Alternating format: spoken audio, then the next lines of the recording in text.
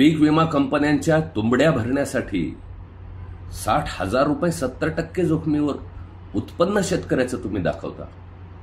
MSPचा आकडा धरला तर 77,000 रुपये कापसाचं उत्पन्न दाखवता. आणि मदत देताना पूरग्रस्त, अतिवृष्टीग्रस्त ज्यांना मदत देताना काय 18,000ची भीक तुम्ही देता. ही दुटप्पी नीती चालणार नाही. तुम्ही दिलेल्या मदतीमुळे उपयोग तर काहीच नाही, लागवड खर्च सुद्धा निघणार नाही. शेतकऱ्याला अधिक कर्जबाजारी बनवण्याचं काम या मदतीमधून होत आहे. कसले आकडे तुम्ही दाखवताय आम्हाला?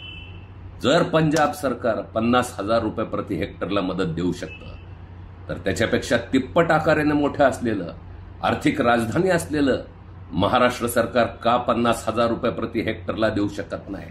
70,000 हेक्टर तुम्ही दिली पाहिजे. ज्यांच्या जमिनी घासून गेल्या, जे पुरामध्ये बुडाले, तुमच्या कारभारामुळे बुडालेले आहेत, ते जे आहेत त्या पाटबंधारे मंत्र्यांच्या नालायकपणामुळे या पुराची तीव्रता वाढलेली आहे. तुमचं लाडकं जलयुक्त शिवार 15,000 कोटींचा मलिदा तुम्ही व्याजमाफी देऊन JCB पोकलान मालकांना, इंजिनियर्सना तुम्ही खाऊ घालता.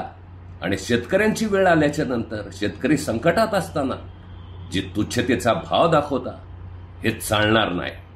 देशाचे पंतप्रधान अदानीला अर्पण करणारं विमानतळ, त्याच्यासाठी वेळ आहे त्यांच्याजवळ. ज्या विमानतळाच्या पानपानभर जाहिराती तुम्ही देता, जिथं बस नाही का रेल्वे नाही, आणि 100वर माणसं पुरामध्ये मृत्युमुखी पडलेली असताना आसवं पुसायला तुमच्याजवळ वेळ नाही. देशाचे पंतप्रधान तुम्ही आहात. हे घटनात्मक कर्तव्यापासून दूर तुम्ही जाताय. तुम्ही आपत्ती निवारण कायद्यात बदल करून मदतच कायमची नष्ट करायचं काम करताय. मराठवाड्यामध्ये 2005 पासूनच्या या कायद्यापासून बागायत जमिनीला, कमांड एरियाला तुम्ही न्याय कधी दिलेला नाही. कमांड एरियाच्या नावानं असलेली दुप्पट मदत 2005 पासूनचा जर हिशोब काढला तर तुमच्या 31,000 कोटीच्या आकड्याची बरोबरी करू शकेल एवढा हा मदतीचा सुद्धा मराठवाड्याचा अनुशेष तुम्ही ठेवलेला आहे. हे चालणार नाही. संघर्ष आमचा जारी राहणार.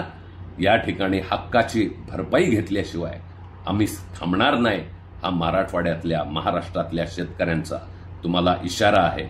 तुमच्या धोरणामध्ये बदल करा.